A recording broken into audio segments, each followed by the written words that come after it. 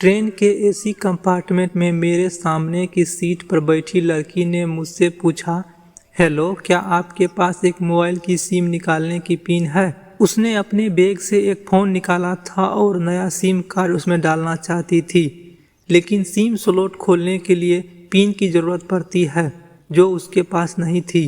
मैंने हाँ में गर्दन हिलाई और अपने बैग से पिन निकालकर लड़की को दे दी। लड़की ने थैंक्स कहते हुए पिन ले ली और सिम डालकर मुझे वापस कर दी। थोड़ी देर बाद वह फिर इधर उधर झांकने लगी। मुझसे रहा नहीं गया, मैंने पूछ लिया, कोई परेशानी है?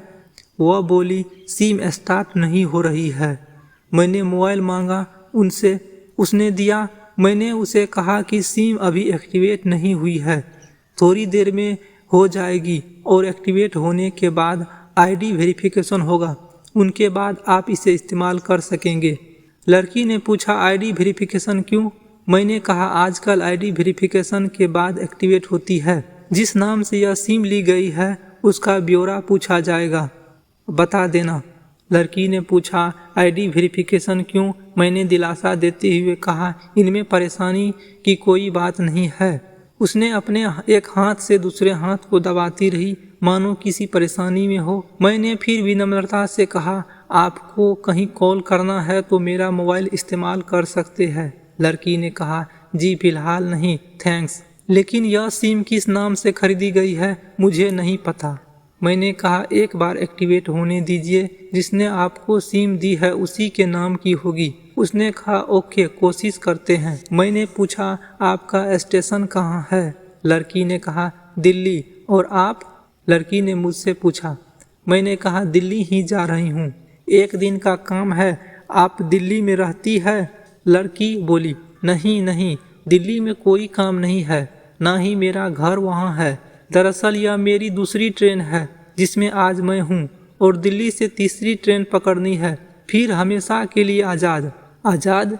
लेकिन किस तरह की कैद से? मुझे फिर जिज्ञासा हुई कि किस कैद में थी यह कंसील अल्हड़ सी लड़की। लड़की बोली, उसी कैद में थी जिसमें हर लड़की होती है, जहाँ घर वाले कहे शादी कर लो, जब जैसा कहे वैसा करो।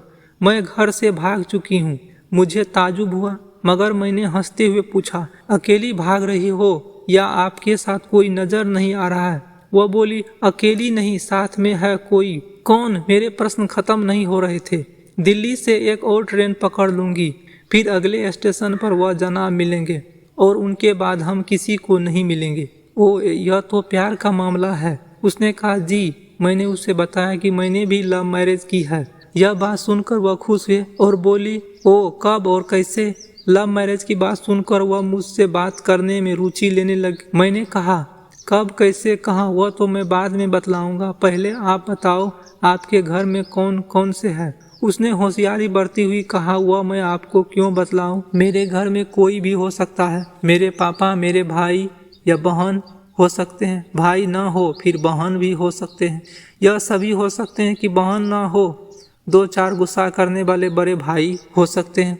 मतलब मैं आपका नाम भी नहीं पूछ सकता हूँ? वह बोली, कुछ भी नाम हो सकता है मेरा, रीना, मीना, टीना। बदतमीज लड़की थी वह। थोड़ी इधर उधर की बातें करने के बाद उसने मुझे टॉफी दी, जैसे छोटी बच्ची देते हैं। क्लास में बोली, आज मेरा बर्थडे है। मैंने उसकी हथेली से टॉफी उठाते हुए बधाई दी और पूछा, कितने साल की हो? वह बोली, 18। अच्छा, भागकर शादी करने की कानूनी उम्र हो गई है आपकी। वह हंसने लगी। कुछ ही देर में काफी मजाक हो चुके थे हम दोनों के बीच, जैसे बहुत पहले से जानते हो एक दूसरे को। मैंने बताया कि मेरी उम्र 35 की है, यानी 17 साल तुमसे बड़ा हूँ। उसने चुटकी लेते हुए कहा, लग तो नहीं रहे हो। मैं मुस्कुरा दिया। मैंने उनसे पूछा, तुम घर से भाग कर आई हो, तुम्हारे चेहरे पर चिंता की निशान जरा भी नहीं है। इतने बेफिक्र मैंने पहली बार देखी। खुद की तारीफ सुनकर वह खुश हुए। बोली, मुझे मेरे लवर ने पहले ही समझा दिया था कि जब घर से निकलो तो बिल्कुल बिंदास रहना, घर वाले के बारे में बिल्कुल मत सोचना, बिल्कुल अपना मूड खराब मत करना, सिर्फ मेरे और हम दोनों के बारे में सोचना। और मैं वही कर रही हूँ। मैंने भी फिर चुटकी ली। कहा, उसने तुम्हें मुझ जैसे अनजान मुसाफिर से दूर रहने की सलाह नहीं दी?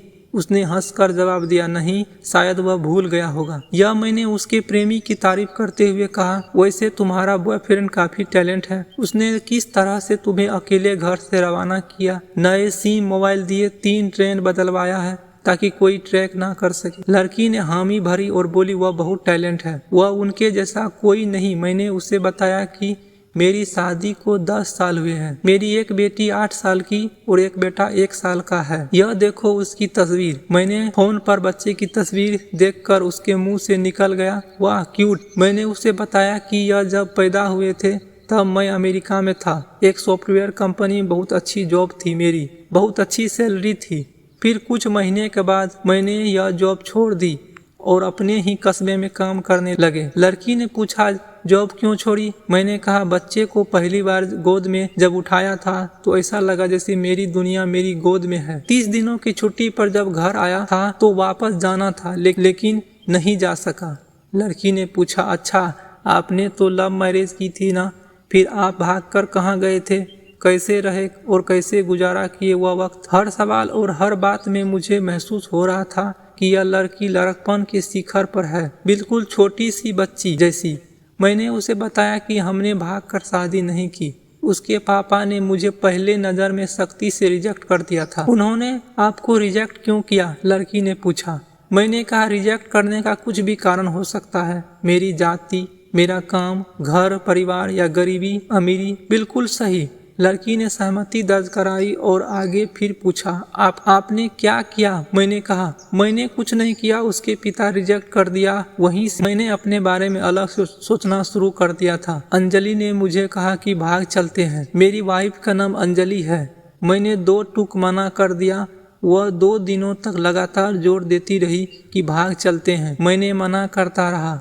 मैंने उसे समझाया कि भागने वाले जोड़े में लड़के की इज्जत पर कोई खास फर्क नहीं पड़ता, जबकि लड़की के पूरे कुल की इज्जत धूल में मिल जाती है। भागने वाला लड़का उसके दोस्त की नज़र में हीरो माना जाता है, लेकिन इनके विपरीत जो लड़की प्रेमी संग भाग रही है वह कुल के कलंकी कहलाती है। मोहल्ले वाले के द्वारा बुराइयों के तमाम शब्दकोश लड़की के लिए इस्तेमाल किए जाते हैं। भागने वाले लड़की आगे चलकर 60 साल की बूढ़ी भी हो जाएगी, तब भी जवानी में किए गए उसका कलंक उनके माथे पर से नहीं हटता। वो अपने नीचे की होंठ दांतों तले दबाने लगी। उसने पानी की बोतल का ढक्कन खोलकर एक घूंट पानी पिया। मैंने कहा, अगर मैं उस दिन उसे भगा ले जाता तो उसकी माँ तो शायद कई दिनों तक पानी भी नहीं पीती, इसलिए मेरी हिम्मत ना हुई कि ऐसा काम करूं। मैं जिससे प्रेम करूं उसके माता पिता मेरे माँ बाप के समान ही है, चाहे शादी हो या ना हो। कुछ पल के लिए वह सोच में पड़ गई, लेकिन मेरे बारे में और अधिक जानना चाहती थी। उसने पूछा कि फिर आपकी शादी कैसे हुई? मैंने बताया कि अंजलि की सगाई कहीं और कर दी गई थी। धीरे धीरे सब कुछ नॉर्मल होने लगा था। अंजलि और उसके मंगेतर की बातें भी होने लगी थी फोन पर, लेकिन जैसे जैसे शादी नजदीक आने लगी उन लोगों की डिमांड बढ़ने लगी। डिमांड का मतलब? लड़की ने पूछा। मैंने कहा, डिमांड का एक ही मतलब होता है, दहेज की डिमांड। परिवार में सबको सोने से बने हार चाहिए, दूल्हे को लग्जरी गाड़ी चाहिए, सास और ननद को नेकलेस वगैरह वगैरह। बोले, हमारे यहाँ यह रीत है। लड़का भी इस रीत की अदायगी का पक्षधर था। वह सगाई मैंने तुड़वा डाली, इसलिए नहीं कि सिर्फ मेरी शादी उनसे हो जाए, बल्कि ऐसे लालची लोगों में अंजलि कभी खुश नहीं रह सकती थी, न उसका परिवार। फिर किसी तरह घर वाले को समझाया बुझाया कि मैं ही फ्रंट पर आ गया और हमारी शादी हो गई। सब किस्मत की बात थी। लड़की बोली, चलो अच्छा हुआ आप मिल गए, वरना वह गलत लोगों में फंस जाती। मैंने कहा, जरूरी नहीं कि माता पिता का फैसला हमेशा सही हो, और यह भी जरूरी नहीं कि प्रेमी जोड़ी का पसंद सही हो। दोनों में कोई भी गलत या सही हो सकता है। काम की बात यहाँ यह है कि कौन ज्यादा वफादार है। लड़की ने फिर से पानी की घूंट लिया।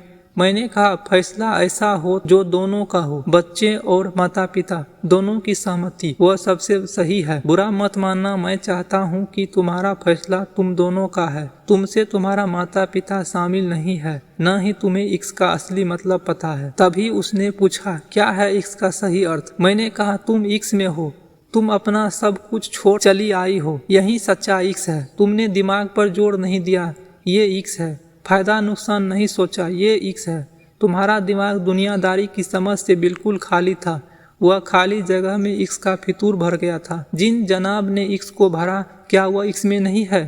यानी तुम किसके साथ जा रही हो? वह इश्क में नहीं बल्कि होशियारी, हीरोगिरी में है। जो इश्क में होता इतना सातिर प्लानिंग नहीं कर पाता, 3 ट्रेन नहीं बदलवा पाता, उनका दिमाग इतना काम ही नहीं कर पाता। मजनू इश्क में पागल हो गया था। लोग पत्थर मारते थे, उनकी इश्क में पहचान तक मिट गई। उसे दुनिया मजनू के नाम से जानती है, जबकि उसका असली नाम क्या था वह किसी को नहीं पता। वह सातिर होता जो मजनू ना बन पाता। फरहाद ने अपने प्यार सीरी के लिए पहाड़ को खोद कर नहर निकाल डाली थी। उसी नहर में उसका लहू बहा था। वह इश्क था।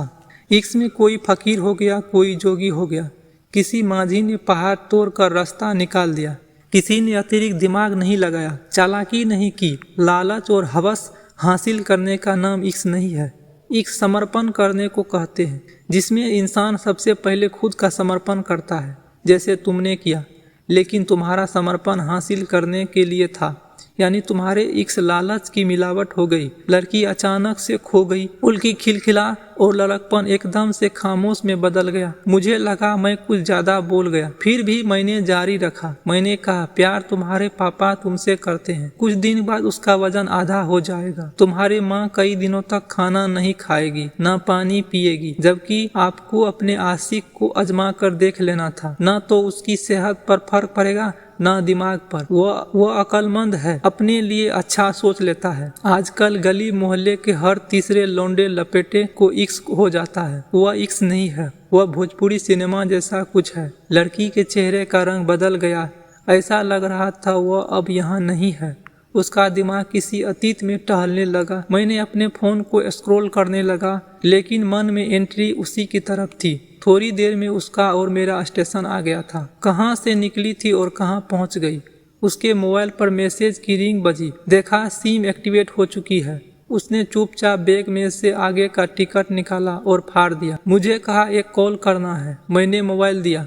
उसने नंबर डायल करके कहा, सॉरी पापा, और सिसक सिसक कर रोने लगी। सामने से पिता भी फोन पर बेटी को संभालने की कोशिश करने लगी। उसने कहा, पिताजी आप बिल्कुल चिंता मत कीजिए, मैं घर आ रही हूँ। दोनों तरफ से भावनाओं को सागर में उमड़ पड़ा। हम ट्रेन से उतरे। उसने फिर से पिन मांगी। मैंने पिन दी। उसने मोबाइल की सिम निकाल कर तोड़ दी और पिन मुझे वापस कर दिया। दोस्तों, यह कहानी आपको कैसा लगा? आप अपना राय कमेंट में ज़रूर दें और साथ ही इस चैनल को लाइक और सब्सक्राइब करें। धन्यवाद।